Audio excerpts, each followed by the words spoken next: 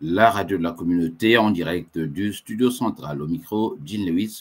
Nous parlons aujourd'hui agriculture technique pour augmenter la qualité et la production de l'agriculture en RDC. Mais avant tout, je voudrais dire mes voeux les meilleurs à tous les auditeurs fidèles de la radio de la communauté africaine. Salut spécial à tous nos amis de Georgia, notamment d'Atlanta, où nous avions été pour une question de décès. Quelle chaleur dans cette jeunesse d'Atlanta, jeunesse panafricaine, j'allais dire, avec une solidarité incroyable. Voilà, merci donc à vous, à ces auditeurs qui nous connaissent et qui nous ont salués pendant notre passage à Atlanta. Aujourd'hui, nous parlons de l'agriculture sous un froid terrible ici à Chicago, 2 degrés Celsius, il faut le faire. Alors, vous voyez déjà la tenue, il faut l'adapter déjà. On sait que dehors, c'est un calvaire déjà qui nous attend.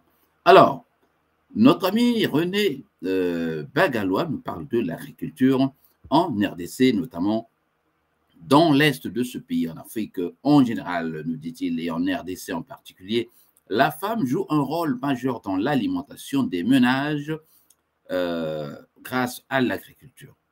Leur production, les femmes de villages environnants du parc national de Kaouzi-Biega apprennent de nouvelles techniques à l'Institut national d'études et des recherches agronomiques, j'allais dire, INERA, en sigle situé à Kabaré, partie est de la RDC.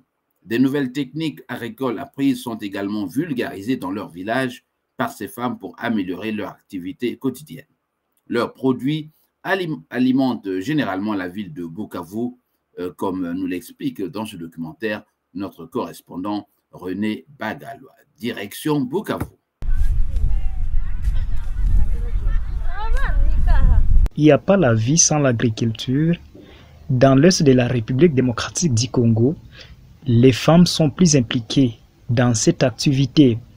Nous sommes dans la concession de l'Institut national d'études et de recherches agronomiques à Mulungu, domaine situé à 30 km de la ville de Bukavu, dans la partie nord, sur la route Bukavu-Kavumu. Ici, les femmes des villages riverains de ces centres y apprennent de nouvelles techniques agricoles.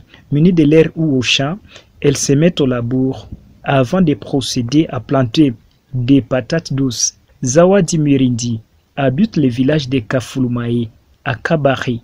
Mère de 3 enfants et avec une vingtaine d'années, elle dépend de l'agriculture et elle a la fierté de son métier.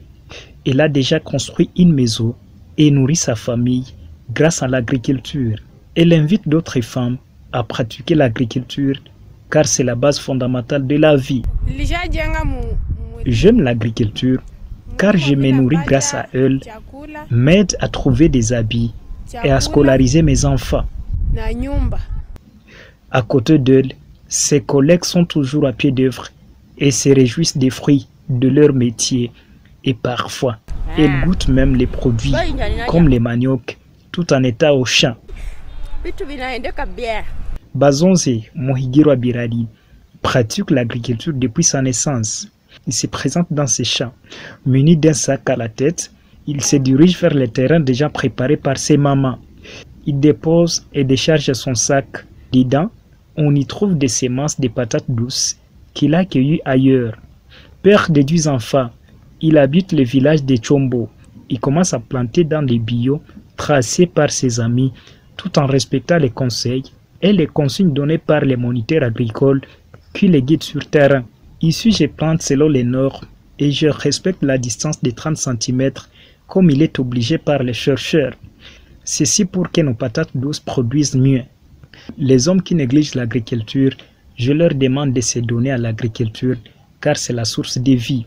Sans cela, ils vont voler. Les hommes qui négligent l'agriculture, je leur demande de se donner à l'agriculture car c'est la source de vie. Bazonze, âgé d'environ 50 ans, confirme que sa famille ne vit que de l'agriculture et ses enfants étudient sans difficulté suite à son métier. Tout en poursuivant son travail, il est toujours guidé par les moniteurs agricoles. Méthode Monganga habite au village de Chibinda et accompagne les paysans et les agents de l'INERA où il travaille au compte de l'État congolais. Déjà 15 ans de service, Il affirme que son rôle est d'aider les paysans agriculteurs à améliorer leur agriculture. Pour la culture des patates douces, nous accompagnons les paysans et nous les apprenons des nouvelles techniques agricoles. Avec son décamètre à la main, il apprend ces femmes qui, à leur tour, pourront appliquer ces mêmes théories dans leur village et vulgariser ces techniques.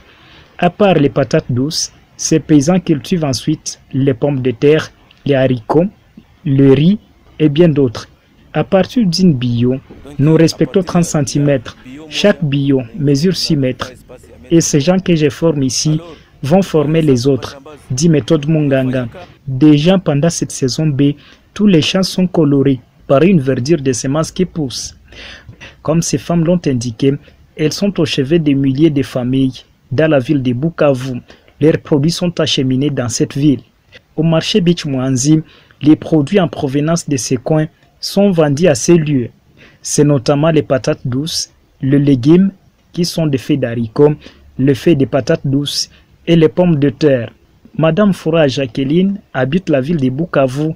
Elle témoigne que tous les produits vendus ici viennent de ce village. Nous avons des patronnes qui se rendent à Kavumu et elles achètent ces produits, elles nous les vendent en gros et ici à notre tour, nous détaillons dans des marchés de la ville de Bukavu. Il encourage le gouvernement congolais à soutenir les agriculteurs. Madame Marie-Rose a quitté son village à cause de la guerre et vit actuellement dans la ville de Bukavu.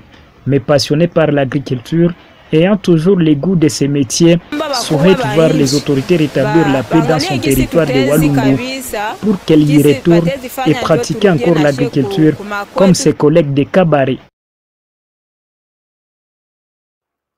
Voilà, c'est donc un reportage de René Bagalois à Bukavu.